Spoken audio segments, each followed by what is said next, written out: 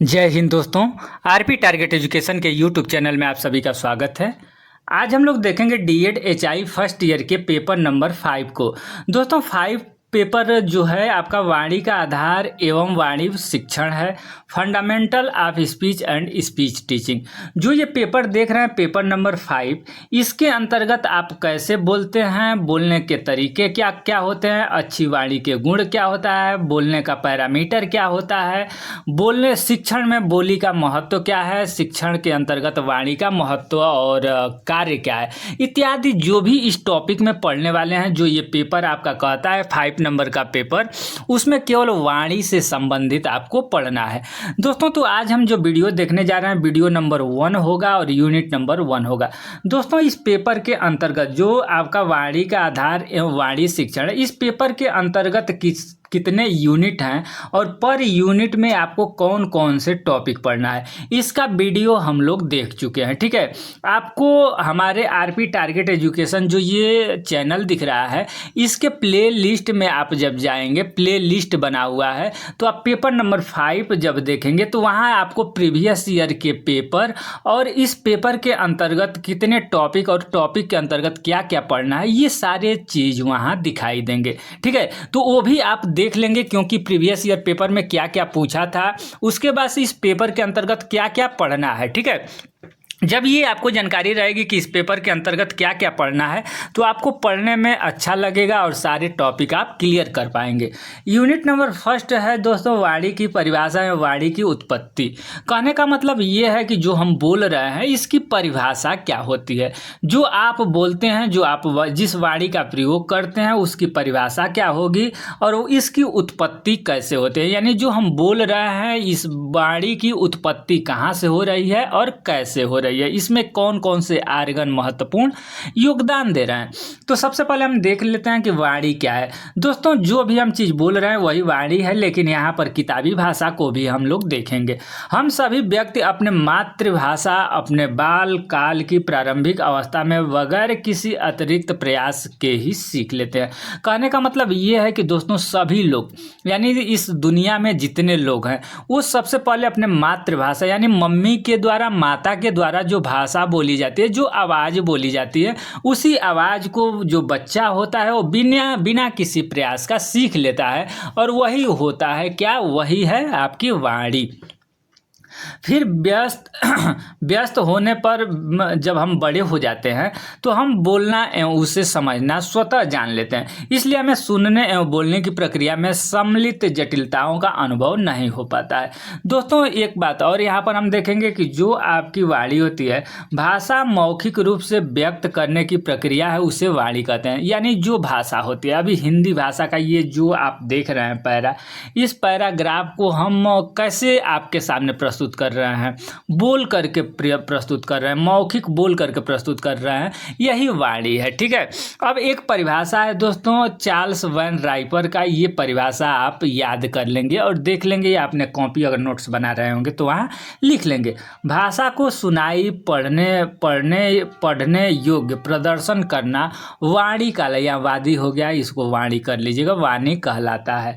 यानी भाषा को सुनाई पढ़ने योग्य प्रदर्शन करना वाणी कहलाता है। ठीक है, ये आपका चार्ल्स वैन राइपर के द्वारा कहा गया है। दोस्तों ये तो हो गया। आपसे देखा जाए तो एग्जाम में पूछेगा कि वाणी क्या है और वाणी के कार्य क्या है, जो हम बोल रहे हैं इसका कार्य क्या है, आप अपने से भी देख करके लिख सकते हैं। ठीक है, वाणी का अगर कार्य देखेंगे तो जिसे हम आवाज़ या बोलने की क्रिया भी कहते हैं, हमारे जीवन में बहुत महत्वपूर्ण भूमिका निभाती है। यह हमें अपने विचारों, भावनाओं और अनुभवों को दूसरे तक पहुँचाने का साधन है, और देखा जाए तो और इसका उपयोग हम संवाद करने, ज्ञान साझा करने और अपनी बात कहने के लिए करते हैं वाणी का प्रयोग। दोस्तों वाणी के महत्वपूर्ण कार्य निम्नलिखित है, यानी वाणी के जो कार्य हैं ये निम्नलिखित है। पहला, ध्यान को आकर्षित करना। जैसे कोई व्यक्ति है तो उसका ध्यान हम कैसे आकर्षित करेंगे। जैसे मान लीजिए कि किसी का नाम है पिंटू, छोटू, मोटू इत्यादि, जो भी किसी का नाम है तो हम बोलेंगे ना पिंटू, तो पिंटू जब बोलेंगे तो वो व्यक्ति हमारे आवाज़ को सुन करके उसके तरफ आकर्षित होगा। या एक बात और देखिए, जैसे कोई प्रवचन होता है या कोई ऐसे महात्मा व्यक्ति हैं जो अपने बात को रखते हैं तो वो अपने वाणी के माध्यम से सबको आकर्षित कर लेते हैं। ये ध्यान को आकर्षित करना हुआ। सूचनाओं के आदान प्रदान के लिए वाणी का कार्य होता है, यानी हम अपनी सूचनाओं, ये जैसे मान लीजिए कि जो आपका सिलेबस है, सिलेबस हम आपको करा रहे हैं, तो जो ये हमारे पास सूचना है हम आप तक पहुंचा रहे हैं, आप कमेंट सेशन में कमेंट करके इसका रिप्लाई देंगे, ये आप उसका, तो वही है सूचना का आदान प्रदान करना। भावनाओं को व्यक्त करना, हमारे अंदर कौन सी भावना बह रही है उसको दूसरे के सामने व्यक्त करना, ये वाणी का कार्य है। बोली के द्वारा नियंत्रित करना, बोली के द्वारा व्यक्तित्व झलकता है और मनोरंजन के लिए, ये सारे जो पॉइंट आप देख रहे हैं इसमें सारे वाणी के कार्य हैं। दोस्तों अब देखेंगे सामान्य वाणी की विशेषताएं। जो सामान्य वाणी होती है, जो हम सामान्य रूप से नॉर्मल स्पीच होता है, उसकी कुछ विशेषता होती है। यानी क्या क्या विशेषता, अगर हम सामान्य तरीक़ा से बोलें तो उसमें हमें झल्लाहट नहीं होना चाहिए, जो भी आवाज़ हम निकालते हैं वो प्यार भरा आवाज़ होना चाहिए, उसमें कोई ऊँच या उस पर दबाव नहीं होना चाहिए, ठीक है, इत्यादि। इस तरीके से हमें जो अच्छी वाणी होती है उसके गुण, तो अच्छी वाणी है उसकी विशेषता क्या है, तो सामान्य वाणी की विशेषता है यह सत्य, विनम्र और दूसरों के प्रति सम्मानजनक होनी चाहिए। साथ ही यह स्पष्ट, संक्षिप्त और उपयोगी होना चाहिए। वाणी में मधुरता और नम्रता होना चाहिए और शब्दों का चयन सावधानी पूर्वक किया जाए, यानी जो हम बोलते हैं उस शब्द का चयन हमें सावधानी पूर्वक करना चाहिए, ठीक है। नेक्स्ट है सही उच्चारण। दोस्तों जो भी चीज़ है उसका सही उच्चारण करना चाहिए, हमारे मुंह के भागों में सही गतिविधियों और लचीलापन होना चाहिए। सत्य, वाणी में सत्य का होना बहुत महत्वपूर्ण है। मिथ्या भाषण से दूर रहना चाहिए और सत्य बोलना चाहिए। विनम्रता, वाणी में विनम्रता होना चाहिए, दूसरों के प्रति सम्मानजनक और आदरणीय व्यवहार करना चाहिए। ये वाणी के हम लोग कार्य देख रहे हैं। उसके बाद अस्पष्टता, यानी जो हम बोलें उसमें अस्पष्टता रहे, सबको समझ में आए। अस्पष्टता भाषा का उपयोग नहीं करना चाहिए। संक्षिप्तता, यानी जो भी हम बोलें वो छोटे में कहें, ये होता है ना कि देखन में छोटन लगे घाव करे गंभीर, तो हमारी जो बात है ये छोटी होनी चाहिए, लेकिन उसका जो प्रकाश है बहुत दूर तक फैलना चाहिए, यानी बहुत बात बड़ी होनी चाहिए। संक्षिप्त में होता है ना कि कम बोलना और ज़्यादा समझना, तो वही होता है, कम बोलें और ज़्यादा उसको लोग समझें। मधुरता, यानी जो वाणी होती है, वाणी का कार्य या विशेषता ये भी है कि उस वाणी में मधुरता होनी चाहिए। कटुता होने पर लोग उसको सुनना पसंद नहीं करेंगे। सावधानता, यानी जो भी शब्द का हम चयन करते हैं वो सावधानी पूर्वक चयन करना चाहिए, क्योंकि जब मुंह से हम कोई भी आवाज़ निकाल देंगे तो फिर से वापस नहीं आती है, ठीक है। तो हमें जो भी शब्द का चयन करना चाहिए वो सावधानी पूर्वक हमें करना चाहिए। दूसरों के प्रति सम्मान, जो भी हमारी वाणी हो वो ऐसी वाणी होनी चाहिए जो दूसरे को सम्मान दे, ठीक है। ऐसी वाणी बोल लिए मन का आपा खोए और को शीतल करे आपहु शीतल होए, आप तो सुने ही होंगे ये दोहा। तो हमारी वाणी ऐसी होनी चाहिए जो कि हमें भी शीतलता प्रदान करे और दूसरे को शीतलता भी प्रदान करे। उपयोगिता, वाणी का उपयोग दूसरों के लिए उपयोगी होना चाहिए, ज्ञान, प्रेरणा या सहायता प्रदान करनी चाहिए, ठीक है। वाणी एक शक्तिशाली उपकरण है और इसे जिम्मेदारी से उपयोग करना चाहिए। आप लोग सुने होंगे कि जो हमारा मुंह है, हम इसी से अपने भाषा को जो भी बोलते हैं वो एक सही तरीके से बोल सकते हैं और एक गलत तरीके से, तो हम केवल बोलने पर ही निर्भर करना चाहिए। तो हमें हरदम सकारात्मक और रचनात्मक तरीके से जो वाणी होती है उसको निकालना चाहिए।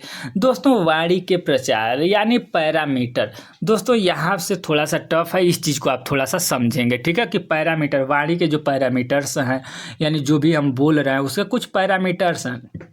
ये पैरामीटर्स कौन कौन से हैं, आपसे पेपर में पूछ देगा कि वाणी के निम्नलिखित पैरामीटर या प्रचाल कौन कौन से हैं। तो दोस्तों नॉन सिगमेंटल, अविभाजित करना, सिगमेंटल विभाजित करना और सुप्रा सिगमेंटल, ठीक है। ये तीन आपके वाणी के आपका पैरामीटर है दोस्तों। तो नॉन सिगमेंटल का मतलब क्या हुआ, ठीक है। वाणी के पैरामीटर के अंतर्गत जो नॉन सिगमेंटल होता है, अविभाजित करना, ये ऐसे लक्षण है जो सिर्फ एक सिगमेंटल तक सीमित नहीं रहते। एक एक से ज़्यादा सेगमेंटल और आमतौर पर पूरे वाक्यों में लागू होते हैं, इसके अंतर्गत वॉइस आते हैं। ठीक है, अब दोस्तों वाणी हो गया। वाणी किसे कहते हैं? ठीक है, अब इसके अंतर्गत वाणी अभी हम लोगों ने ऊपर पढ़ा, फेफड़े से दबाव पूर्वक आई हुई हवा स्वर तंतु के बीच में कंपन से जिस ध्वनि की उत्पत्ति होती है उसे हम वॉइस कहते हैं, वॉइस। ठीक है, उतार चढ़ाव, लाउडनेस। दोस्तों लाउडनेस क्या होता है? स्वर तंतु ये 2-2 नंबर का क्वेश्चन आपसे पूछेगा, 2-2 नंबर के क्वेश्चन में आपसे पूछ देगा, ये इसीलिए बनाया गया है 2-2 नंबर के क्वेश्चन में कि वाणी क्या है, उतार चढ़ाव या लाउडनेस क्या है, अंतराल पिच क्या है, हाई पिच और लो पिच होता है, गुण क्या है, क्वालिटी क्या है, वाणी के गुण क्या है इत्यादि, ये आपके से 2-2 नंबर का पूछ देगा, इसीलिए ये पॉइंट यहाँ पर इस तरीके से डाला गया है। ठीक है, उतार चढ़ाव यानी लाउडनेस क्या है? तो स्वर तंत्र के कंपन से जो तीव्रता में उतार चढ़ाव होते हैं उसे लाउडनेस कहते हैं। जैसे हम लोग होता है ना, गाना में खूब चढ़ाव होता है, कहीं कहीं उतार होता है आवाज़ में, वही है लाउडनेस। दोस्तों पिच के अंतर्गत एक हाई पिच होता है, एक लो पिच होता है। तो जो हाई पिच होता है, जैसे पतली जितनी भी आवाज़ है, जैसे स्त्रियों की आवाज़, सीटी की आवाज़, बांसुरी की आवाज़, ये सारे आपके हाई पिच के अंतर्गत आते हैं। ठीक है, हाई पिच।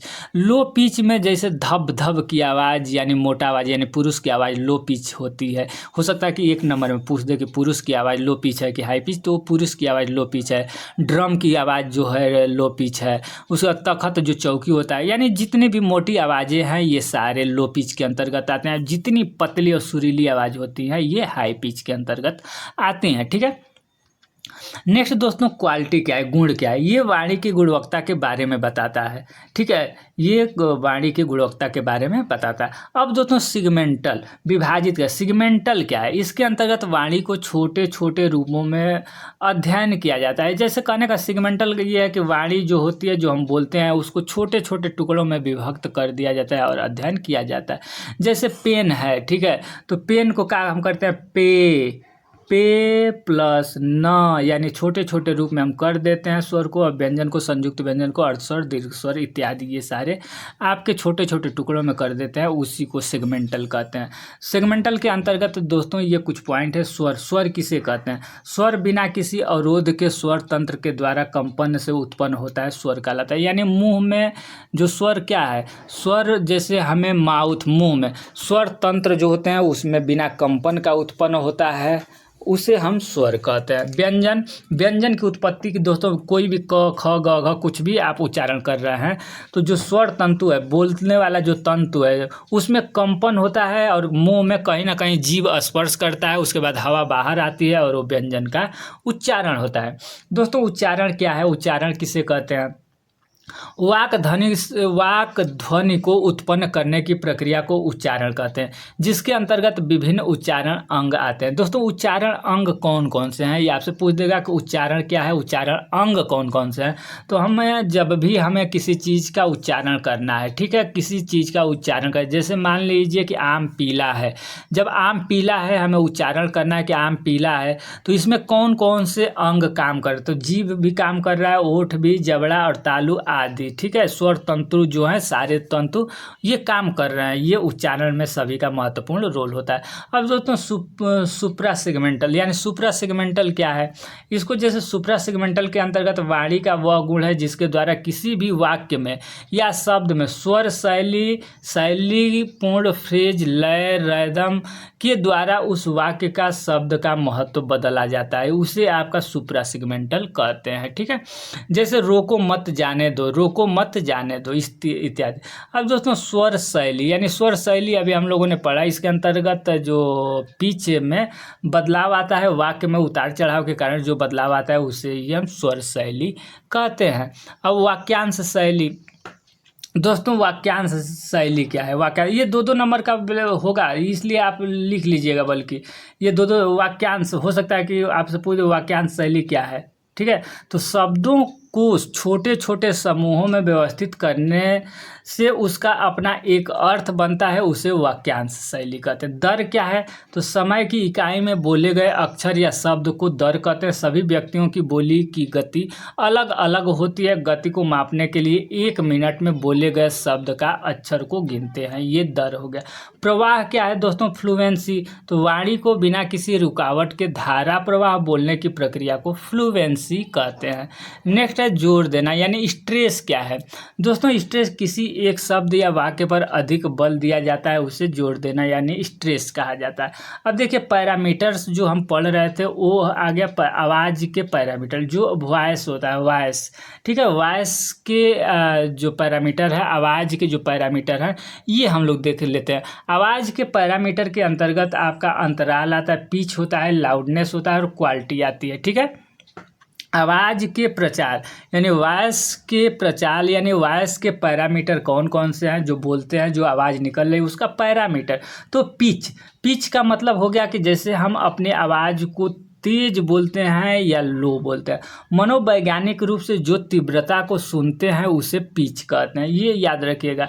जो तीव्रता होती है उसे ही हम पिच, जैसे हम बोल रहे हैं तो हाई पिच, लो पिच। अभी औरत का आवाज़ और पुरुष का आवाज़ हम बताए थे ना कि लो पिच और हाई पिच होता है, तो वही पिच का मतलब हुआ।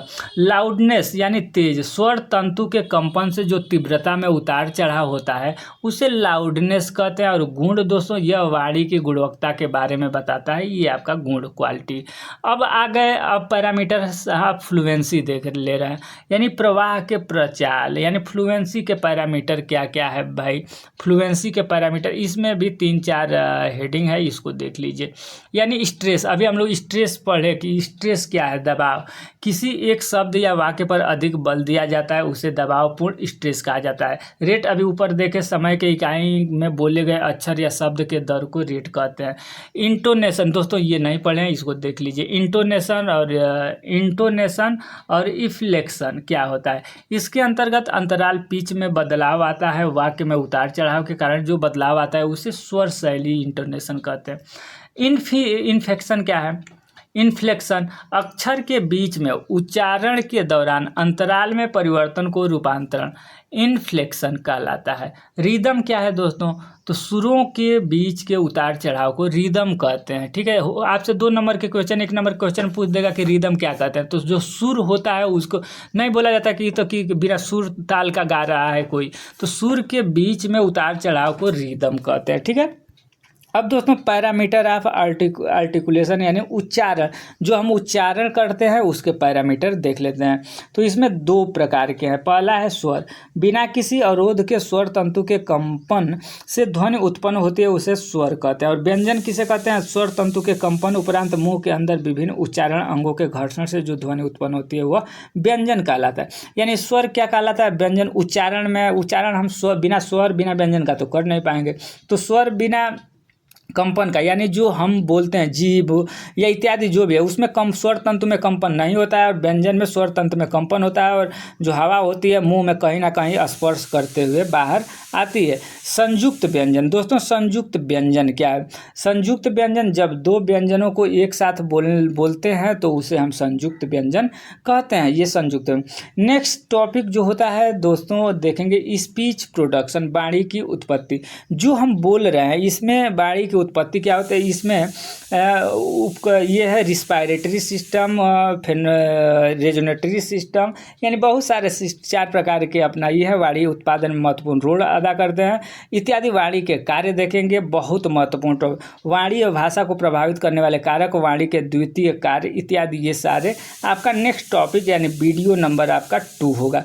और एक बात और बताना चाहते हैं दोस्तों कि जो आप ये वीडियो देख रहे हैं इसके पहले हम लोग पहला पेपर, दूसरा पेपर और तीसरा पेपर, ये 3 पेपर कंप्लीट करा दिया गया है। अगर आप ये तीनों पेपर नहीं देखे हैं तो आप आरपी टारगेट जो ये चैनल देख रहे हैं, आरपी टारगेट एजुकेशन चैनल पर जाएंगे, उसी में देखेंगे नीचे तो उसमें एक जगह होगा प्ले लिस्ट होगा। प्ले लिस्ट में आप जाएंगे तो आपको पेपर नंबर 1, पेपर नंबर 2, 3, 4, 5, 6 सभी पेपर का प्ले लिस्ट बना हुआ है। वहाँ से सारे पेपर, प्रीवियस ईयर के पेपर आपको मिल जाएंगे।